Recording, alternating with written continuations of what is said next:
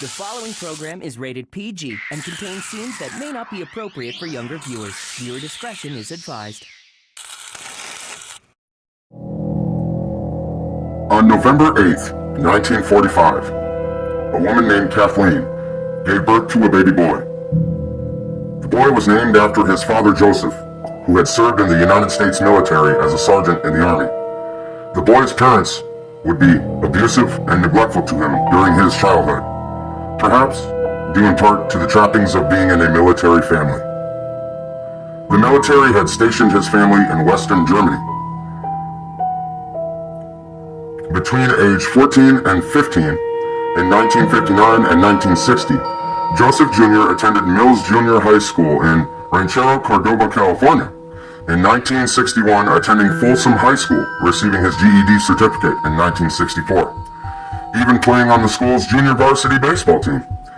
3 years later, in 1964, Joseph Jr. would join the United States Navy and serve for 22 months during the Vietnam War aboard the U.S.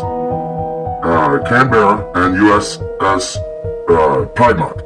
In 1968, fresh out of the naval service, Joseph would decide to go to college at Sierra College in Rockland, California, graduating with an associate's degree in police science with honors. He would go on to enroll at Sacramento State University in 1971, earning a bachelor's degree in criminal justice. He would decide in 1973 to become a police officer, serving as a burglary unit police officer in Exeter, assisting in the search for the Visalia Ransacker. Back in 1970, Joseph Jr. had become engaged to a woman named Bonnie, a classmate from Sierra College. However, in 1971, they would undergo issues in their relationship, and they would break up. In November 1973, he married another woman named Sharon. In 1980, they would purchase a house in Citrus Heights, California. His wife became a divorce attorney in 1982, and they had 3 daughters. Eventually, after some time, they would grow apart and separate in 1991. They would not get a divorce until 2018. His eldest daughter described him as the perfect father. From 1990 until his retirement in 2017, he worked as a truck mechanic. Joseph lived by any means a life of opportunity, and he would take every opportunity he could get to delve into his hobbies. But these weren't just regular hobbies. No, because Joseph enjoyed committing burglary, sexual assault, and murder, and was arrested on the afternoon of April 24th, 2018, because Joseph Jr. was none other than the Golden State Killer.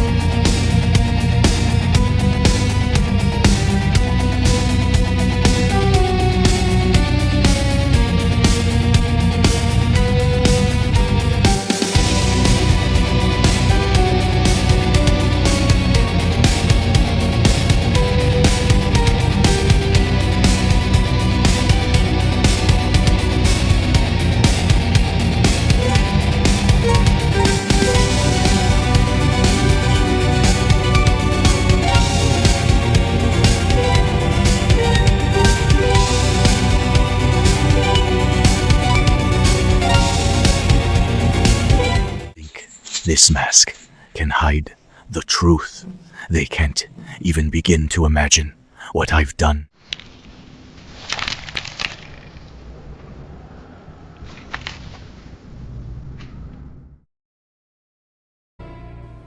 Joseph James DeAngelo Jr., born November 8th, 1945, is an American serial killer, rapist, and former police officer known as the Golden State Killer.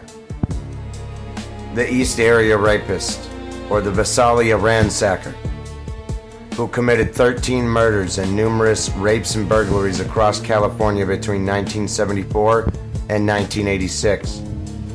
DeAngelo's crimes began in Northern California, where he committed a minimum of 120 burglaries and one murder in the San Joaquin Valley, before moving to Sacramento County, where he committed at least 51 rapes and two more murders from 1976 to 1979. In Southern California, DeAngelo murdered at least 10 people from 1979 until 1986 before going dormant.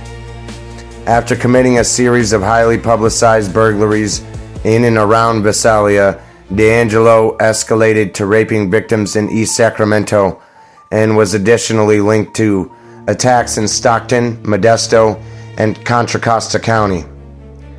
He committed serial murders in Santa Barbara, Ventura, and Orange counties from 1979 to 1986. DeAngelo is believed to have taunted and threatened both victims and police via obscene phone calls and possibly written communications. During the decades-long investigation, several suspects were cleared through DNA evidence, alibis, and other investigative methods. In 2001, DNA testing indicated that the offenders labeled as the East Area Rapist and the original Night Stalker were the same person, resulting in the combined acronym ERONS. The case was a factor in the establishment of California's DNA database, which collects DNA from all accused and convicted felons in California. Has been called second only to Virginia's in effectiveness in solving cold cases. The murders in Ventura, Irvine, and Dana Point were linked by DNA, and the assailant was renamed the original Night Stalker. In an attempt to increase awareness, crime writer Michelle McNamara coined the name Golden State Killer in the 2010s. In 2016, the Federal Bureau of Investigation and local law enforcement agencies held a news conference to announce a renewed nationwide effort, offering a $50,000 reward for the Golden State Killer's capture. On April 24, 2018, California authorities charged 72-year-old DeAngelo with 8 counts of first-degree murder based upon DNA evidence under 18 United States Code 1111. Investigators had identified members of DeAngelo's family through forensic genetic genealogy. This was also the first announcement connecting the Visalia Ransacker crimes to DeAngelo. Owing to California's statute of limitations on pre-2017 rape cases, DeAngelo could not be charged with the rapes he had committed in the 1970s, but he was charged in August 2018 with 13 related kidnapping and abduction attempts. On June 29, 2020, DeAngelo pleaded guilty to multiple counts of murder and kidnapping. As part of a plea bargain that spared him the death penalty, DeAngelo also admitted to numerous crimes with which he had not been formally charged, including rapes. On August 21, 2020, DeAngelo was sentenced to life imprisonment without the possibility of parole. Joseph James DeAngelo Jr., born November 8, 1945, age 80, in Bath, New York. The Visalia Ransacker, the East Area Rapist, East Side Rapist, East Bay Rapist, the Creek Bed Killer, the Diamond Knot Killer, the original Night Stalker, and the Golden State Killer are all the same man.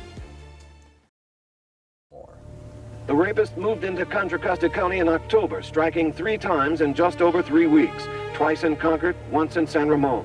Saturday night, he pried open the back door and entered the bedroom of a 32-year-old Danville woman who lived alone in a fashionable suburban development. She was awakened while being blindfolded. She never saw her assailant. Police are convinced it is the same bold and cunning rapist who terrorized the East Area of Sacramento for nearly 3 years, raping at least 40 women before moving to Contra Costa County in October. He favors quiet, upper-class suburbs, usually works in the pre-dawn hours wearing a ski or stocking mask, and often spends several hours in the home, tying up husbands or male companions. Luckily, he is not usually violent, but police advise women to remain calm and not to resist. Residents are so horror-stricken, some women rent motel rooms. A sleepless night, and so after a few nights they feel as though, gee, I really need a good night's sleep, and I do know of women who have actually done it, so. Just out of fear? I believe so. Yes, I definitely believe so, yes. Which motel are they going to? The one gal that I know went to Howard Johnson's. The Contra Costa County Sheriff's Department has joined Walnut Creek, Pleasant Hill, and Concord to form a beefed-up 24-hour strike force. We're going to increase our patrol in particular areas, and then we're going to have the prevention area. We're going to be working with the crime prevention people, with the rape crisis people, and our crime prevention experts, and we're going to be going out and talking to people, explaining what they can do, how they can protect themselves in an effort to prevent his attacks. Authorities admit they still don't know an awful lot about the rapist, but each time he strikes, they learn more about him and the way he operates. They're hoping the task force now being put together will have enough manpower poised to catch him when he makes his first mistake. From Danville, I'm Ben Williams, Channel 5 Eyewitness. The FBI is taking another stab at trying to catch the Golden State Killer by offering a $50,000 reward. One America's Carl Hensley has the latest on how officials are trying to close the book on the cold case dating back to the 70s. 40 years ago, it was a simpler time in California, a time when kids played outside unsupervised and people didn't lock their doors at night. But those days ended when an elusive and violent attacker carried out a string of murders, rapes, and burglaries across the state. For an entire decade, the Golden State Killer targeted single women and even couples as they slept. He would enter the house and tie up the husband, and then basically remove the female from the bedroom and commit his sexual assault, oftentimes eating within the house there. So he was there for many hours at times.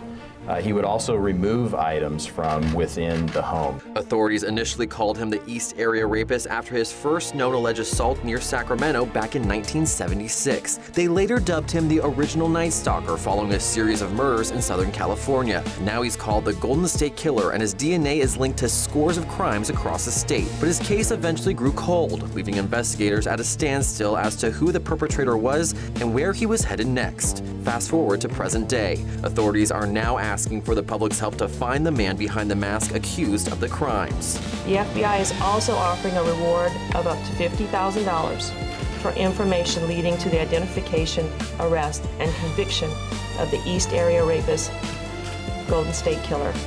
The FBI also has a new website with tools to help track down the killer, including things like crime locator maps, sketches created by witnesses, and video interviews. It's just the latest attempt to identify the man who terrorized dozens of victims across California.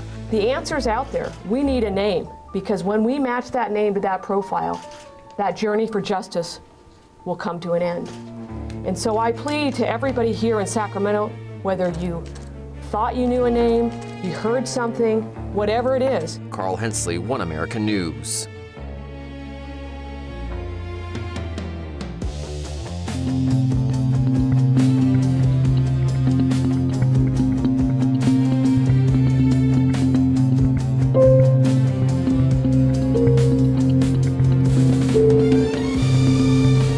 He's got to be one of the most prolific criminals when you think of the other murder cases that are connected and all the rape cases. And God knows what else we don't know about. He's not concerned about human life. He enjoys the terror. He enjoys inflicting that type of an emotional type pain on people.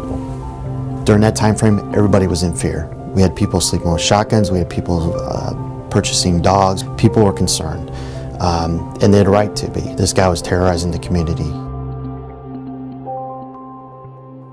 The case started in 1976 with the rape of a female in the Rancho Cordova, Carmichael area of Sacramento. His primary entrance into a residence was by prying open doors or windows at the rear of the residence. He would then get in, have a ski mask on, and often shine a flashlight in the eyes of the victims.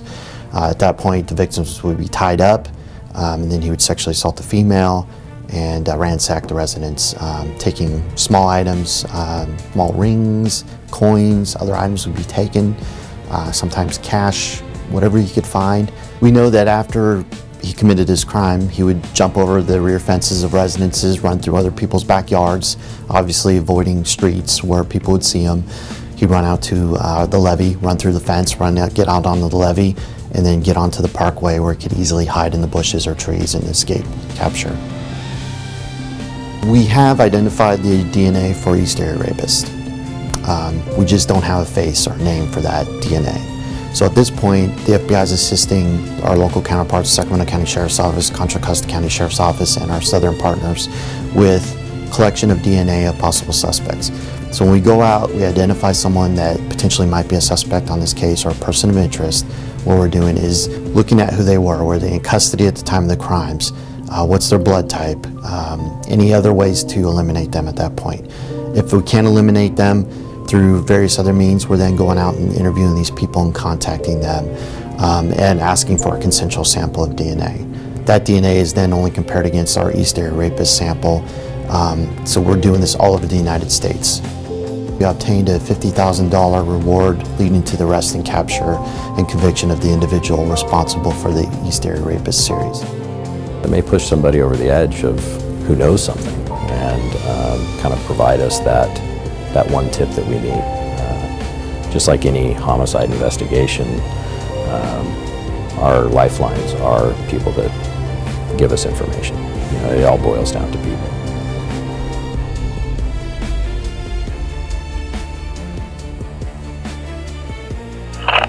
Hello? Hello?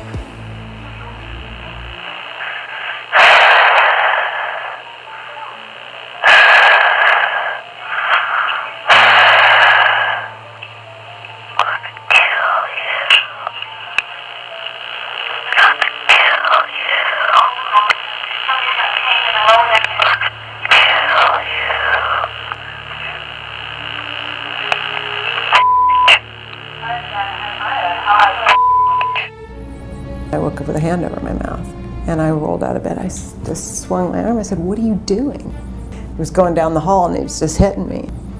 And then I just pretended that he knocked me out so he'd quit hitting me. And then I sock stuffed in my mouth, blindfolded, gagged, hands tied, legs tied. And then, pulled me up like this, because I was on my stomach, and put me back in bed and said, "If you move, I'm going to kill you."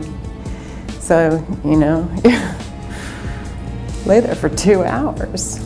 And he came in, I don't know, I think 5 different times or something like that over the course of the night and raped me. And while you're laying there thinking you're going to die, you just are pretty sure that, I remember just kind of being in shock. I'm just laying there on my stomach shivering because I had a fever, and you know how you get the chills and you shake so finally, after, our best guess is 2 hours. It went on a long time.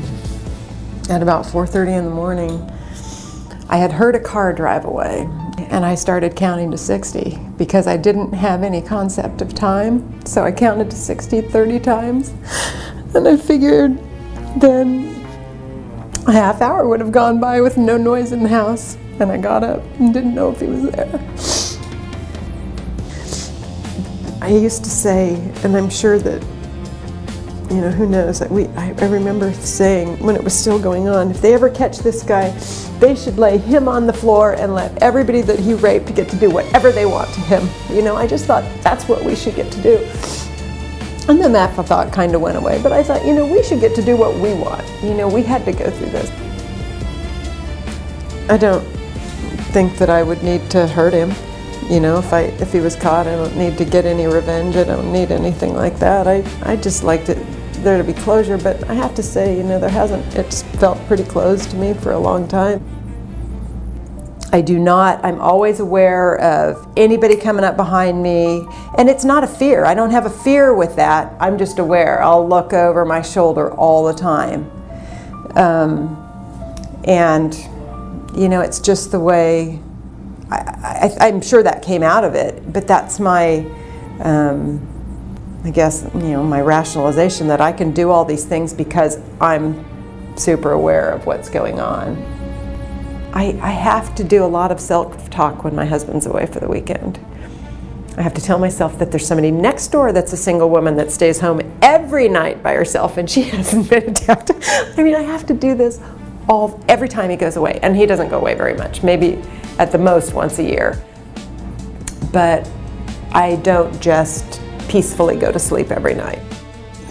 I didn't hear him come in, I didn't hear anything, and all of a sudden there was someone standing in my door, the bedroom door, and I looked up and I thought it was my dad at first, because he drives weird hours and he might have come in early because it was early in the morning. And nope, it wasn't my dad. So he came in, he had a ski mask on and jumped on the bed and had a knife.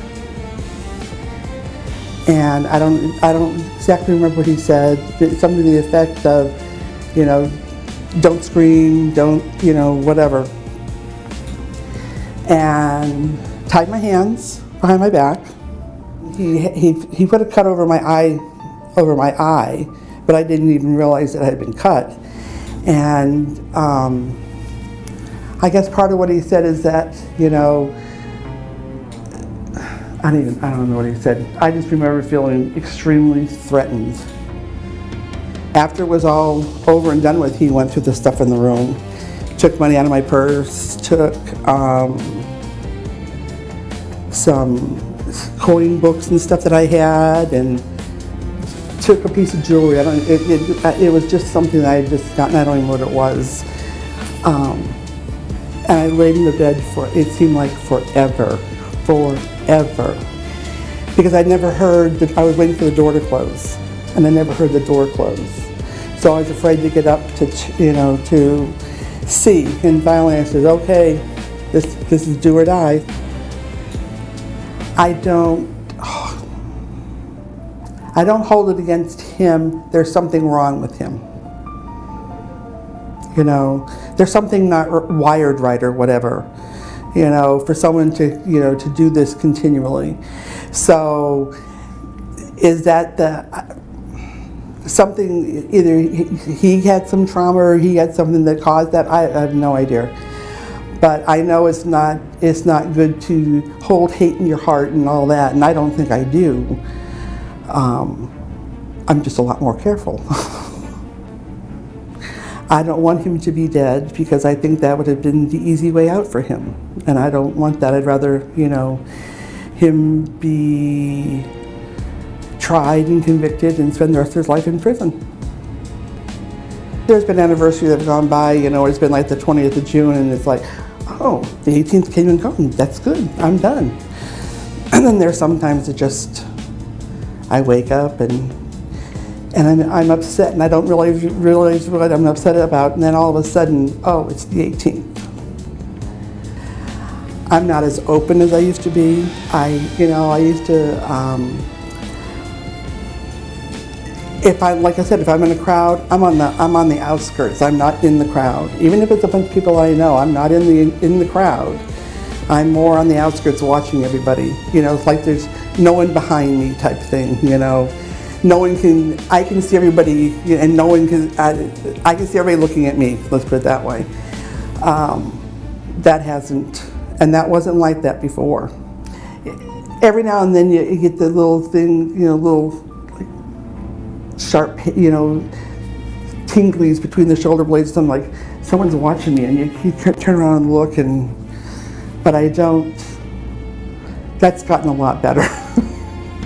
It doesn't happen a lot anymore.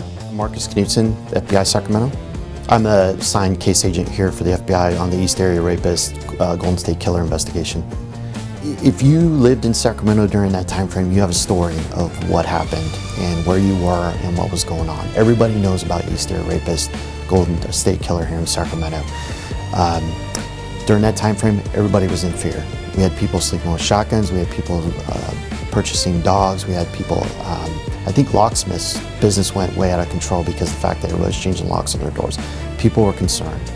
and they had a right to be. This guy was terrorizing the community. The case started in 1976. Started on June 18, 1976 with a rape of a female in the Rancho Cordova, Carmichael area of Sacramento.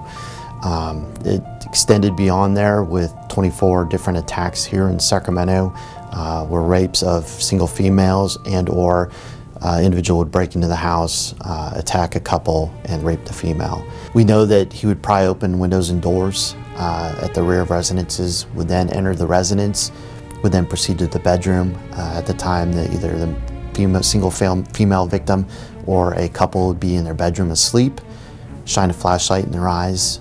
They would see a dark figure with a ski mask on. He would then have the female bind the male individual. He would then bind the female individual with shoestrings or whatever he could find. He would then proceed to retie the male victim. At that point, the house would be ransacked. Small items, small rings, coins, other items would be taken, sometimes cash, whatever he could find. This individual also had the audacity to go through people's refrigerators and eat inside their residences while their victims were tied up. He would then go back to grab the female victim, bring her down the hallway, sometimes putting plates or cups on the backs of the male victims, saying if you move or if I hear these plates fall over, at that point I'm going to come down and kill you. Obviously that person is concerned about his wife also. The female would be raped in a separate room and then brought back to her male companion or if no one's there, left alone. And then our guy would vanish in the middle of the night. He would just disappear. We have identified the DNA for East Area Rapist. We just don't have a face or name for that DNA. So at this point, the FBI is assisting our local counterparts, Sacramento County Sheriff's Office, Contra Costa County Sheriff's Office, and our southern partners with collection of DNA of possible suspects. Once we identify an individual that's potentially a person of interest, what we're doing is then looking at who they were they in custody at the time of the crimes, what's their blood type, any other ways to eliminate them at that point. If we can't eliminate them through various other means, we're then going out and interviewing these people and contacting them and asking for a consensual sample of DNA. That DNA is then only compared against our East Area Rapist sample. So we're doing this all over the United States. It's personal for me, being a Sacramento native. This is my home, this is where I'm from, and the fact that this guy did his crimes here and committed his crimes here, I kind of take it personally, and I'm proud of the fact that I'm able to work with the Sacramento County Sheriff's Office, Contra Costa County, our other allied partners to investigate this crime and try to get this guy. When I think back about when I was working, because I was 17 years in homicide, the thing that bothered me the most was when I retired. Retirement was fine, was leaving the cases I didn't solve. And there's a lot of them I still think about. Maybe not in great detail, but I can remember some of the names and the times of the victims. But it seemed like I left the whole job undone, not solving all those cases. We had this double murder of Brian and Katie Majori. And Brian was a sergeant at Mayfield Air Force Base nearby where they had lived. And at the time, we had several double murders. And I was thinking of some legitimate motive, we're going to find out what happened here pretty soon. Because these people were walking their dog in a residential area, and they were accosted about 9 o'clock in the evening by a gunman. And something just seemed totally out of sorts. Was it going to be a robbery? Did they interrupt another crime being committed? And I hadn't thought about the East Area Rapist at that particular time we got there. But what had happened anyway, Brian and Katie were walking their dog, confronted by a gunman. They were chased into a backyard off of the street, through another backyard because of the fence between the two yards had blown down because of a recent windstorm. The gunman caught up with Brian and killed him at the dead end of this backyard. Katie was able to run towards the other side of the house, but she tripped in a flower bed and the gunman caught up and shot her. Both were taken to hospitals right away where they both succumbed to their injuries. As we continued to work there, we developed a lot of witnesses, We had many sightings of an individual running. Well, what seemed to be most consistent about all the ones we had were a brown jacket, waist length, maybe leather, maybe another kind of material. Some described a stain on the back, some had stripes on the shoulders, others maybe a dragon emblem. That seemed to be pretty consistent of a white male. And in fact, one of the witnesses actually saw this person running, had a gun in the back pocket. But the most startling was, while we were canvassing, was a neighbor saw the person running was wearing a ski mask. And at the time, this is when the East Area Rapist series was really peaking, and that was one of his devices he used, was the ski mask. Further examining the scene in the backyard where the shootings took place, we found shoelace that appeared to just have been taken out of the wrapper, but it was tied in a double loop, as to use like handcuffs or a restraint. This was also something the East Area Rapist used. And so this kind of threw a whole different light on this rape series. We have a rape series. Do we also have now a violent criminal who's killing people? I think I see several scenarios though. He's got killed. He's in custody somewhere where they don't enter into the DNA database, or he simply got older and just quit. I have no idea. But he's got to be one of the most prolific criminals when you think of the other murder cases that are connected and all the rape cases. And God knows what else we don't know about. My name is Paul Belli. I'm a sergeant with the Sacramento County Sheriff's Homicide Bureau. The one thing in Sacramento is it was so impactful on so many people. Even now, all this time later, as we talk to other people, we always get the stories about what was going on in people's lives back then. I've heard stories of fathers essentially sleeping with guns by their bedside, shotguns very close, things of that nature. So it was impactful for a large amount of people. And the Sheriff's Department never gave up on investigating that case. As a matter of fact, there's numerous investigators that have long since retired that still work very hard on trying to, make a determination as to who a good suspect would be in this particular case. So I think it's important, not only for those reasons there, but the number of victims, but also so this person is held accountable. Being able to do this for so long and to ruin a great number, or at least cut short a great number of lives, I don't think he should get a pass on that, regardless of the amount of time that's passed. He's an extremely prolific offender, and I think that all of his offenses did have a ripple effect throughout. When you look at a number of the sexual assaults that occurred here in Sacramento County, that takes a great toll on the families that were involved in that. You had a number of them that were couples. So here you have essentially somebody's wife being raped in their home while their husband is home and unable to do anything about it. That's very terrorizing. That can only be described to me as somebody who's wanting to develop that terror and create that type of fear. When you move down into the homicides, they were brutal attacks. Sexually assaulting in the same way with the male subject there, and then very often bludgeoning both of them to death very brutally. He was a fairly strong individual based upon the coroner's reports that I've seen and the type of damage that he was able to do. And of course that has its own ripple effect throughout families and a variety of things like that. But the other thing that we saw in Sacramento County is he was not afraid to kill rather than be discovered. I think when you look at the Brian and Katie Maggiore, I could see Katie being a maybe a subject that he was looking at, somebody that he was planning on sexually assaulting. But they were out in that neighborhood for a walk, and this individual, I believe, was seen by both of them, and he chased them down and he shot both of them to specifically not be discovered. There's a Sacramento police case that is most likely East Area Rapist. He gets chased by an 18-year-old boy who almost caught him, and rather than being caught, he turns and he fires and he almost kills him as well. So,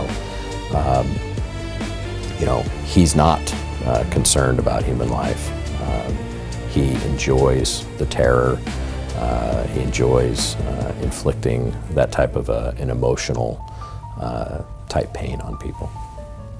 You know, a $50,000 reward is a fairly substantial sum, and I think it's going to generate a lot more interest, so that maybe somebody who didn't initially, or who wouldn't have initially read that type of a release will take a look at it. Plus, it may push somebody over the edge of who knows something, and kind of provide us that one tip that we need. Just like any homicide investigation, our lifelines are people that give us information. You know, it all boils down to people.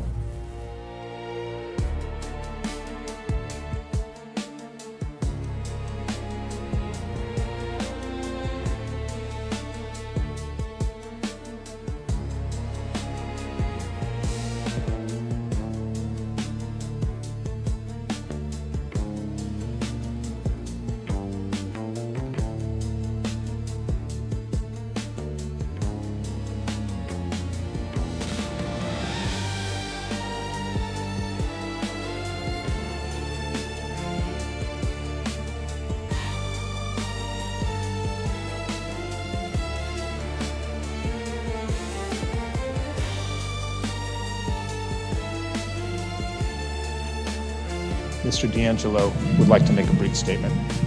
DeAngelo?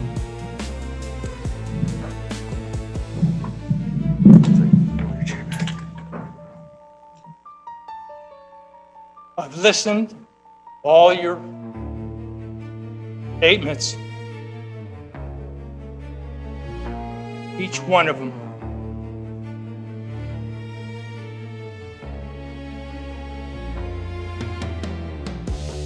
And I'm really sorry for every one of them. Generally don't make comments at sentencing, but I am going to make an exception. Having approved of this plea, I will now move on to the imposition of sentence. Mr. DeAngelo, I've listened for the last 3 days from the people you've terrorized and their friends and their family. Their impact statement will always be with me. I was moved by their courage, their grace, their strength, all qualities you clearly lack. I know whatever words I say today will pale in comparison to the words the survivors have spoken. They need to be said. The fundamental principle of law that justice delayed is justice denied is no truer than in this case. But for the dogged persistence and perseverance of law enforcement, their survivors, their families, and citizen detectives, this case may have remained unsolved. Mr. DeAngelo, I sentence you to the following. Count 1, the charge of murder in the first degree of Claude Snelling, a violation of Penal Code Section 187. The court hereby sentences the defendant to imprisonment for life. By operational law, the minimum parole eligibility for this offense is 7 years. Regarding the weapon enhancement, that in the course of that murder, that you personally used a firearm, violation of Penal Code Section 1222.5, the court imposes a sentence of not less than 5 years to run concurrent with a sentence just imposed for the first-degree murder of Claude Snelling.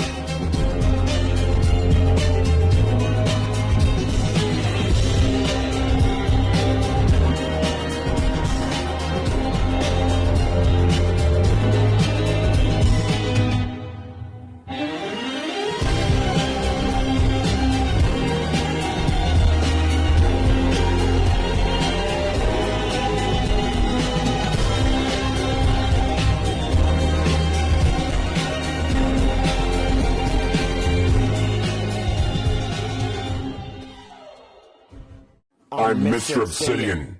Prepare yourself for the man of black.